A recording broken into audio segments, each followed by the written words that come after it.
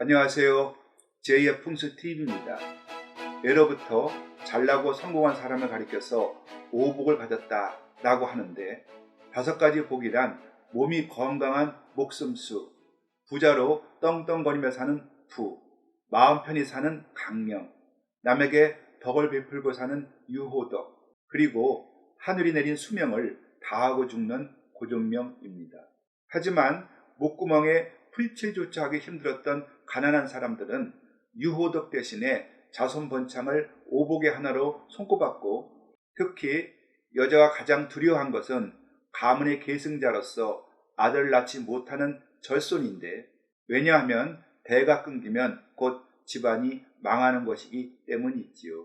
하지만 20세기 후반 산업화와 도시화로 인해 농경 사회에 기반을 둔 대가족 제도는 서서히 무너졌고, 현대에는 부모와 미혼 자녀로만 구성된 핵가족 가정이 일반화되더니, 이제는 국가 존속이 염려될 정도로 저출산 문제가 사회화되고 1인 가구와 무자녀 가구도 증가하는 추세에 있지요. 그런데 속담에 집은 큰데 식구가 적으면 가난해지고, 집이 작은데 식구가 많으면 가세가 번창한다고 했으니, 이런 가족수가 적은 변화된 가정 환경은 과연 어떤 문제가 발생하고, 그리고 어떻게 하면 가족의 화목음과 건강운을 키울 수 있을까요? 알아봅니다. 자, 여기에 넓은 포도잎 사이에 붉은 포도가 주렁주렁 열렸는데, 왜 우리 조상들은 포도 그림을 즐겨 그렸을까요? 네, 맹자에 후손이 없는 것이 제일 큰 불효라고 했듯이, 자손을 두지 못하면 저승에 있는 모든 조상들을 굶게 만드는 불효를 저지른다고 생각했지요. 그림에서 포도는 자손을 뜻하고, 덩굴은 한자로 만대이고 도구미 같은 만대로 해석하니, 곧 자손이 만대까지 이어지길 바라며 덩굴에 매달린 포도 그림을 그렸지요. 이 그림은 많은 가족들이 부쩍대며 사는 집, 즉 자손 만당이 사람이 행복하게 사는 근본임을 알려줍니다. 자, 주택은 아담하고 생활동선이 편리한 집이 살기가 좋고 마음까지 편안해 화목한 가정을 꾸미기에 유리하지요. 그런데 부자들은 넓은 공간이 주는 여유로움과 쾌적함을 좋아해 가족이 많든 적든 간에 상관없이 되도록이면 넓은 평수의 집에서 살지요. 이것은 집의 쓸모보다는 집값 상승으로 얻는 시세 차익이 소형 주택보다 대형이 유리하고, 나아가 평수가 크면 침실이 많고 주방이나 다용도실 같은 서비스 면적도 넓어 생활이 편리하고, 또 나는 몇 평짜리 아파트에 산다며 목에 힘을 주고 자랑하기도 그만입니다. 그런데 집은 그것이 주택이든 아파트이든 간에 먹고 생활하고 잠을 자는 것이 주된 역할이니, 취침, 생활, 가사 공간으로 구획이 나뉘는데, 방과 거실 그리고 부엌 등에는 우리 눈엔 보이지 않으나 사람의 운명에 영향을 미치는 공간의 기가 존재하고, 이 기가 그 집에 사는 사람의 기와 서로 조화와 균형을 이룰 때 건강과 화목은 커집니다. 만약 공간의 기와 사람의 기가 서로 충돌하는 기싸움이 일어나고, 또 사람이 공간에게 패한다면 건강이 나빠지는 피해를 당하지요. 왜냐하면 집은 큰데 식구가 적게 살면 음기가 강해 점점 가난해지고, 작은 집에 식구가 많으면 양기가 강해 가세가 번창한다고 했으니, 따라서 식구 전체의 기와 공간 전체의 기가 서로 힘의 균형을 이루는 집에서 사는 것이 중요합니다. 전통적으로 농경사회를 이루며 살아왔던 우리 조상들은 자기가 먹을 것은 스스로 가지고 태어난다고 생각해서 자식을 많이 낳는 것을 복이 많다고 생각했지요. 그래서 어느 집 할 거 없이 보통 7명 정도의 자식은 낳았고, 칠공주집이란 말도 신심찮게 들었습니다. 여기서 고대 소설인 흥보전에 따르면 성이 연시인 흥분의 식구는 자식이 12명이고 흥부 부부까지 합해 총 14명이 초가상간에서 헐벗고 굶주린 채 살았습니다. 초가상간은 3칸 집으로 한 칸은 부엌, 가운데는 안방, 마지막은 건너방으로 작고 보잘것없는 집의 대명사이지요. 자, 그런데 안방에는 흥부 부부가 어린 애들을 데리고 잤을 것이고, 나이가 들어 눈치가 뻔하거나 아니면 눈치가 없어 밤중에 엄마 뭐해? 하고 묻는 자식들은 모두 건너방으로 쫓겨났으니 아마 건너방에는 7, 8명의 자식들이 이리 엉키고 저리 엉킨 채 좁은 방에서 새우잠을 잤을 겁니다. 그런데 저도 어렸을 때 겪은 일인데 좁은 방에서 몸을 쪼그리고 새우잠을 자면 혈액순환이 안 되니 다리에 쥐가 저리고 따끔따끔하며 아픕니다. 그래서 두 다리를 쭉 뻗으면 저쪽에서 야 다리 치워 하는 고함 소리가 들리니 그래서 제 직구는 발을 뻗고 잠을 자지 못한다 라는 말이 생겼나 봅니다. 하지만 그들 모두가 간절히 바라는 소원이 있다면 언제나 두 다리를 쭉 뻗고 잠을 잘 수 있을까 하는 것으로 옛날부터 두 다리를 쭉 뻗고 잠을 잔다 라는 말은 아무 걱정 없이 잘 사는 마음 편안한 상태를 가리키지요. 자, 생각해 보세요. 작은 집에서 식구가 많이 살면 서너 명이 한 이불을 덮고 자는 것도 다반사였고 형제끼리 티격태격 싸우는 소리도 하루 종일 끊어지질 않았겠지요. 하지만 잘 살아야겠다는 양기만은 강해져 난 나중에 부자가 되어 큰 집에서 살 거야.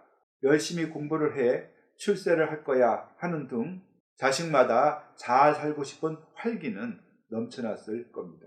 하지만 흥부를 내쫓고 부모의 유산을 독차지한 놀부는 흥부와는 달리 자식이 적었는데 그러자 놀부 자식들은 큰 집에 이방저방을 마음대로 다니며 두 다리를 쭉 뻗고 생활했으니 아마 잘 살고 싶은 의지만큼은 흥분의 자식보다 약했을 거라 생각됩니다. 예전에는 식구가 많으면 창피하고 가난의 상징으로까지 여겼으나 요즘은 출산율이 급감하면서 자식을 많이 둔 집이 오히려 자랑거리로 매스컴에 소개되지요. 가난한 집에 살아도 피나는 노력을 하면 성공한다는 개천에서 용난다 라는 말이 있듯이 가족들이 어깨를 부딪힐 정도로 북적대며 사는 작은 집, 사람 소리가 살갑고 정답게 들리는 집이 활기가 넘치고 가세도 번창할 것이 분명합니다. 자, 그럼 큰 집에서 가족이 적게 살면 어떤 문제가 생길까요? 첫째, 지나치게 넓은 집은 생기가 약할 뿐만 아니라 세상에 홀로 떨어져 있는 듯 외롭고 쓸쓸함을 느끼다가 우울증으로 발전하기도 하지요. 즉, 고독하다는 겁니다. 고독감. 자식들과 함께 살면 방이 몇 개가 되어도 늘 부족하다고 생각되지만 자녀들이 성장해 유학을 가거나 군대를 가거나 결혼을 해 집을 떠나가면 그들이 쓰던 방은 빈 방으로 남게 되고 그에 따라 집이 쓸데없이 횡하니 넓어 보여 뭔가 허전함을 느끼고 집안 공기도 갑자기 썰렁해집니다. 오랫동안 살아 정이 들고 손때가 묻은 집이 분명한데 어느 날 갑자기 한기가 느껴지거나 또는 빈방에 귀신이 있는 것만 같아 오싹함과 무서움을 느낄 수 있는데 이것은 집의 기와 사람의 기가 서로 조화를 잃고 충돌이 일어났거나 기싸움에서 사람이 패한 것으로 봐야 합니다. 이런 경우라면 텅 빈 공간에 허기를 이기도록 사람의 마음에 양기를 키워줘야 하는데 가장 좋은 방법은 호텔 객실에 있는 것과 같은 커다란 스탠드 조명을 거실에 세워두고 불을 환히 밝히면 음기가 사라지면서 사람의 기분까지 좋아집니다. 집안에서 고독감과 쓸쓸함을 느낀다면 꼭 해보길 권하며 그 효과는 매우 큽니다. 둘째는 빈 방의 문을 닫아 놓으면 방에 햇빛이 들 기회가 적고 환기와 통풍이 안 되고 습기가 차 냉기가 흐르고 쾌쾌한 냄새가 나기도 하니 빈 방의 방문은 가급적 열어두고 생활해야 집안에서 나고 외로움, 그리움과 같은 음기가 커지지 않습니다. 만약 빈방에 행거를 두고 옷을 갈아입고자 자주 들락거리거나 또는 운동기구를 두고 땀이 흠뻑 나도록 뜀박질을 하면 사람의 온기가 방 안에 가득 차 음기가 침투할 여지가 없어지지요. 집은 큰데 식구가 적어 집을 넓게 사용하면 가족 간의 대화가 적어져 가정 내 화목운이 나빠지는데, 이것은 몸집은 작은데 큰 옷을 입고 있는 사람처럼 누가 봐도 부자연스럽고 또 스스로도 불편한 상태이지요. 그래서 큰 집에 산다면 반드시 가족의 수와 집의 공간이 서로 적당한가를 따져봐야 합니다. 그렇다면 한 가족이 살기에 알맞는 기가 찬 우리 집은 어느 정도의 넓이가 좋을까요? 현재의 가족에다 미래의 가족까지 감안해 넓이를 정하고 또 방의 배치도 알맞아야 하는데, 가족에 비해 집이 너무 크면 공간의 기에 압도당할 뿐만 아니라 취사, 세탁, 청소와 같은 주부의 가사 노동도 가중해져 피로가 쌓이니 한 명의 주부가 관리할 수 있는 집의 넓이는 18에서 30평이 한도라고 합니다.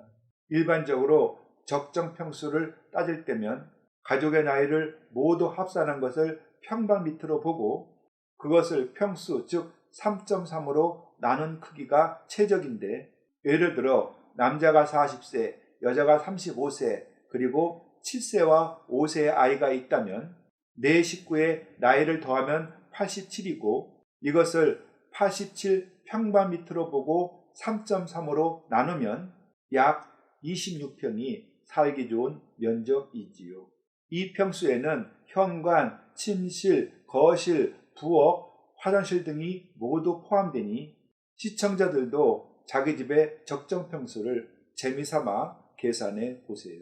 함께 사는 가족의 나이를 모두 더한 뒤 3.3으로 나누면 됩니다. 물론 연로하신 할아버지와 할머니의 나이를 기준으로 평수를 계산하면 이치에 맞지 않습니다. 90세와 85세의 노부부가 둘이 산다면 53평이 계산되는데, 상황이 적절치 못하고 고정적으로 지출되는 관리비 부담도 크고 힘이 약한 노인에게 가사 노동도 힘들 것이니 이것은 기싸움에서 사람이 집에 진 것으로 간주하여 보다 작은 집으로 이사를 서둘러야 합니다. 네, 집안이 화목하면 모든 일이 잘 된다는 과화만사성이란 말은 가족끼리도 따로 떨어져 사는 핵가족 사이에서, 그리고 방이 남아 각 방을 쓰는 부부 사이에도 더욱 절실해졌지요. 이유는 사람은 사람으로 인해 몸을 움직이고 사람과 대화를 나누면서 자기의 가치를 인식하고 행복을 느끼며 살기 때문입니다. 캐스트 어웨이라는 영화를 보면 무인도에 표류된 주인공 톰 행크스는 외로움을 견디지 못해 배구공을 사람이라 여기고 대화를 하며 사는데, 만약 주위에 대화를 나눌 사람이 없다면 사람은 존재감을 잃고 또 자기 무력감에 빠져 자살까지 쉽게 생각합니다. 이것은 공간의 허황기에 누리지 않을 만큼 좀 작은 집에서 여러 사람들이 지지고 볶고 살아야 가정이 화목하고 건강도 유리하다는 뜻입니다. 네, 맞습니다. 풍수를 믿는 일본의 부자들은 대개 20평 이하의 작은 아파트에서 산다고 하는데, 이것은 집을 통한 재테크보다는 집이 가진 본래의 목적에 충실해 가정에서 건강과 행운을 얻고 또 활기를 보충받는 것을 우선적으로 생각하기 때문이지요. 우리도 자식이 결혼해 식구가 적어지면 다운사이징 추세를 쫓아 큰 집에서 작은 평수의 집으로 이사를 하는 것이 새로운 풍습이 되어야 할 이유가 여기에 있습니다.